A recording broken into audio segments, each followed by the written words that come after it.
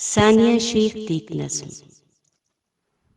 ਤੂੰ ਮੈਨੂੰ ਉਦੋਂ ਕਿਉਂ ਨਹੀਂ ਮਿਲਿਆ ਜਦੋਂ ਦਿਲ ਦੀ ਗੱਲ ਚਿੱਠੀ ਤੇ ਲਿਖੀ ਦੀ ਸੀ। ਹੁਣ ਵੀ ਮੈਂ ਚਿੱਠੀ ਲਿਖ ਕੇ ਤੈਨੂੰ ਹੈਰਾਨ ਕਰ ਦੇਣਾ ਚਾਹੁੰਦੀ ਹਾਂ, ਪਰ ਚਿੱਠੀ ਲਿਖਣ ਨੂੰ ਨਾ ਹੀ ਫੁੱਲ ਬੂਟੇ ਵਾਲੇ ਕਾਗਜ਼ ਮਿਲਦੇ ਨੇ ਤੇ ਨਾ ਹੀ ਖੁਸ਼ਬੂਦਾਰ ਲਿਫਾਫੇ।